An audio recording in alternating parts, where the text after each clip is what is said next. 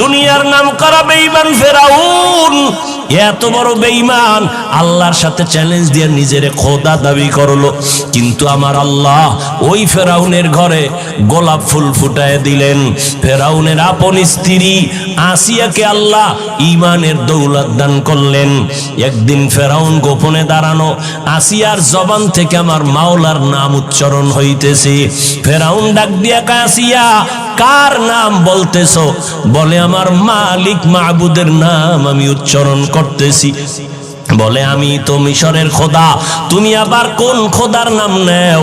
আসিয়া ডাক দিয়ে কয়, রে ফেরাউন, মূসা নবী যে আল্লাহকে মানে আমিও তাকে মানি। ফেরাউনের মাথা গরম। আসিয়া এটা কি বলো? সারা মিশরবাসী মানে খোদা বলে মানে, তুমি যদি আমাকে খোদার স্বীকৃতি না দাও আমার খোদাগিরির কোনো ভ্যালু থাকবে না। আসিয়া ডাক দিয়ে কয়, রে ফেরাউন, আমি এক আল্লাহকে আল্লাহ বলে স্বীকার করেছি, মরিয়া গেল আমি ওই আল্লাহকে আর ভুলতে পারি না। ফেরাউন এক এক করে অত্যাচার, এক পর্যায়ে ফেরাউন আসিয়াকে ফাঁসি দিবে, শুলিবিদ্ধ করানোর জন্য তারিখ দিয়ে দিল, রেডি করে ফেললো।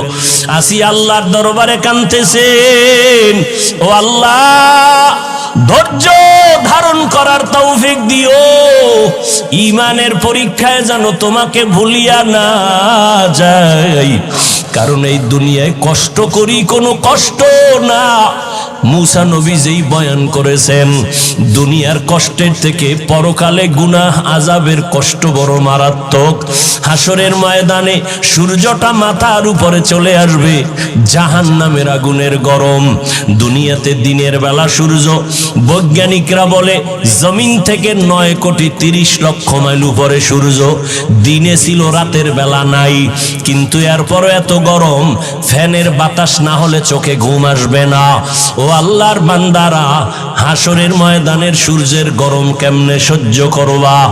এই ভয়ে সাহাবায়ে কেরামরা আজীবন কান্না করেছেন। আমার নবী পর্যন্ত হাসরের ভয়াবহতার কারণে চোখের পানি ছেড়েছেন। উম্মতের কি হালাত হবে? ও নবীর উম্মতের দল আসি আল্লাহর কাছে কাঁদেন আর বলেন, আল্লাহ সাবিরিনদের অন্তর্ভুক্ত বানায় দাও, আমি যেন তোমাকে ভুলিয়া না যাই। যখন শুলিবিদ্ধের তারিখ হলো, হাজারো লাখো মানুষ জমা হয়ে গেল, আসিয়াকে শুলিতে নিবে। আসিয়া কাঁদতেছেন। রাস্তা দিয়া মূসা নবী হেঁটে যান। পয়গম্বর মূসা নবীকে দেখিয়া আসিয়া হাউমাউ করে কাঁদেন আর বলেন, ও পয়গম্বর, আপনি জানেননি আমি আসিয়ার কেমন অবস্থা? কয় জানি, তোমাকে ফেরাউন শুলিবিদ্ধ করবে, মেরে ফেলবে। কয় আমি তো মরেই যাব, আপনার থেকে একটু জানতে চাই, আপনি তো আল্লাহর সাথে কথা বলেন, একটু বলবেন আমার উপরে আমার মাওলা বেজার না খুশি আছেন? আসিয়ার এই কথায় মূসা নবী বলেন, আসিয়া তোমার উপরে আমার মাওলা বড় খুশি। এই কথা শুনিয়া আসিয়া কান্না শুরু করলেন, আল্লাহর কাছে দোয়া করলেন। ক্বালাত রাব্বি ইবনি লি ইনদাকা বাইতান ফিল জান্নাহ। ও দয়ার মালিক,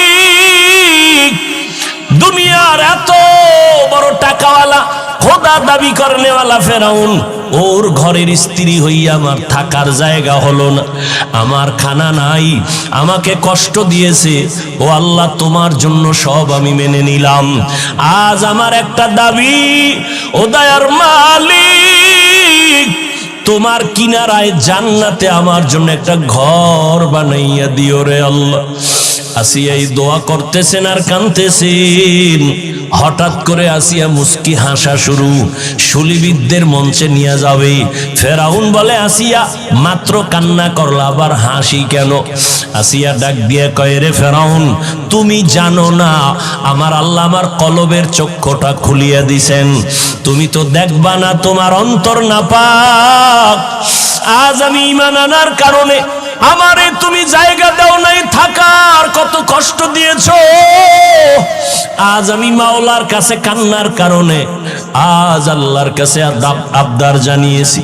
আমি এখন তাকায় দেখতেছি ওই জান্নাতের পাশে আমার ঘর, লক্ষ লক্ষ ফেরেশতা অপেক্ষায় আছে, আমার রূহটা জান্নাতে নিয়ে যাবে। আমি মালিকের মোলাকাতের জন্য আনন্দিত। এখন আমার কোনো কষ্ট নাই, কোনো ভয় নাই। আমাকে শুলিবিদ্ধ করে দাও, আমি মালিকের মোলাকাতে চলিয়া যাব। এরে আল্লাহর বান্দারা, ও পর্দার আড়ালের আম্মা জান, এত বড় বেঈমান ফেরাউনের ঘরে আসিয়া যদি আমার আল্লাহর মোহাব্বত নিয়ে দুনিয়া থেকে যাইতে পারেন, রহমতের নবী বলেন কিয়ামতের ময়দানে আসিয়ার সাথে আমি নবীর সাথে জান্নাতে বিবাহের বন্ধন হয়ে যাবে। কেমন ভাগ্য আসিয়ার, ও পর্দার আড়ালের আম্মা জানেরা। এই দুনিয়াতে যত সন্তানদের বয়ান আমি শুনাইলাম, আপনাদের দোয়া আর অবদান ছাড়া হবে না। এই দুনিয়ায় যত সন্তান ভালো হয়েছে, দুনিয়ার লাইনে আর আখেরাতের লাইনে সব আপনাদের কারণেই। এসপি সাহেবের ব্যবহার ভালো, ডিসি সাহেবের ব্যবহার ভালো, ওসি সাহেবের ব্যবহার ভালো, চেয়ারম্যান সাহেবের ব্যবহার ভালো, এগুলো পেছনে নিজের কোনো বাহাদুরি নাই, সব হলো মায়ের অবদান। মায়ের আদর্শের কারণে সন্তান ভালো হয়। এজন্যই তো বিশ্ব বরেণ্য দার্শনিক ইমাম গজালি রাহমাতুল্লাহ আলাইহি বলেন, প্রতিটি সন্তানের জন্য তার মা হলো প্রাথমিক শিক্ষিকা। সন্তানকে মা যা শিখাবে সন্তান তাই শিখবে। ও আম্মা জান, এখনো আপনাদের বলবো, পেছনের গুনাহ থেকে তওবা করেন। আপনার মতো কত মা এখনো আছে পর্দা করে স্বামীর মাল হেফাজত করেন, সন্তানগুলোকে আদর্শওয়ালা বানানোর মেহনত করে, নামাজ ছাড়ে না। এরে আম্মা জান, আপনারা কেন পারবেন না? ও যুবক, ওই মা বাবার দোয়া নিয়ে সামনে আগাও। মা বাবার দোয়া ছাড়া জীবনে কোনোদিন সফলতা আসবে না। যতই বাহাদুরি করো, আজকে সম্মানের চেয়ার পাইলাম মা বাবার দোয়ার কারণে। আমার মালিকের দয়া, মা বাবার দোয়ার কারণে তুমি টাকার মালিক, বাড়ি গাড়ির মালিক, সম্মানের মালিক। ওই মা বাবার দোয়া নিয়ে সামনে আগাও, আর মায়ের থেকে দোয়া নিও। কত আল্লাহর বান্দারা তোমার লাইনে থাইকা নামাজ ছাড়ে না, বেপরদায় চলে না। আজকে এতগুলো মানুষ মোনাজাতে অনেকে কাঁদে, তোমার আমার চোখে কেন পানি নাই? একমাত্র কারণ আল্লাহ তোমার আমার গুনার কারণে বেজার। মা বাবার দোয়া নিয়ে চোখের পানি ছেড়ে কান্না করে দোয়া করিও, আল্লাহর কাছে তওবা করিও, আজকে থেকে আর কোনোদিন নামাজ ছাড়বো না, মা বাবার দোয়া নিয়ে চলবো, কোনোদিন মা বাবারে কষ্ট দিব না, ওলামায়ে কেরামের পরামর্শ নিয়া নবীর তরিকা মানিয়া চলবো। তওবা করার যদি বান্দা করার মতো করতে পারো, আল্লাহ জীবনের সব গুনাহ মাফ করে দিবেন। রহমতের নবীর আদর্শ নিয়ে জীবনটাকে পরিচালনা করব। তওবা করার মতো যদি নিয়ত হয়, কারো অন্তরে যদি মুনাফিকি দুর্বলতা না থাকে, খাঁটি তওবার নিয়তে দুটো হাত আল্লাহকে দেখায় দেই।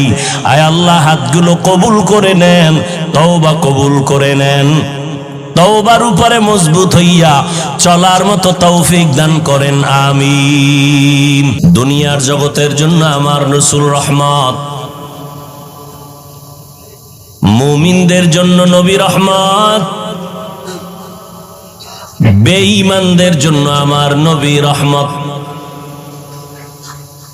পুরুষের জন্য নবী আলাদা রহমত, নারীদের জন্য আমার নবী রহমত। মানুষের জন্য নবী যেমন রহমত, জঙ্গলের প্রাণীদের জন্য আমার নবী রহমত। সমুদ্রের প্রাণী মাছ এদের জন্য নবী রহমত। গর্তের পিপিলিকার জন্য আমার নবী রহমত। গাছের জন্য নবী রহমত, মাছের জন্য নবী আমার রহমত। জমিনের জন্য নবী রহমত, চন্দ্র সূর্যের জন্য আমার নবী রহমত। কেমন রহমতের নবী আমার, যার মধ্যে ভরপুর রহমত ছাড়া কিছুই নাই। এমন এক সময় আমার আল্লাহ রহমতের প্যাকেট বানায় আমার নবীকে জমিনে পাঠাইলেন, এমন এক জায়গা যেই জায়গার মানুষ হলো পৃথিবীর ইতিহাসে চূড়ান্ত চরিত্রহীন নিকৃষ্ট মানুষ। মক্কার মানুষ এতটাই খারাপ, এদের মতো চরিত্রহীন মানুষের জমিনে আর কোথাও ছিল না। মক্কার মানুষ এতটাই নিকৃষ্ট, এতটাই চরিত্রহীন, কন্যাদেরকে তারা অপছন্দ করে।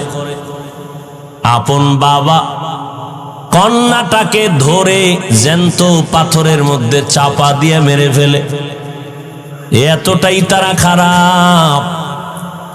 জমিনের মধ্যে আল্লাহ একটা সুন্দর ঘর বানিয়েছিলেন, বাইতুল্লাহ। ইন্না আউওয়ালা বাইতি উযিআ লিন-নাসি লাল্লাযী বিবাক্কাতা মুবারাকাও ওয়া হুদা মুবারাকাও ওয়া হুদাল লিল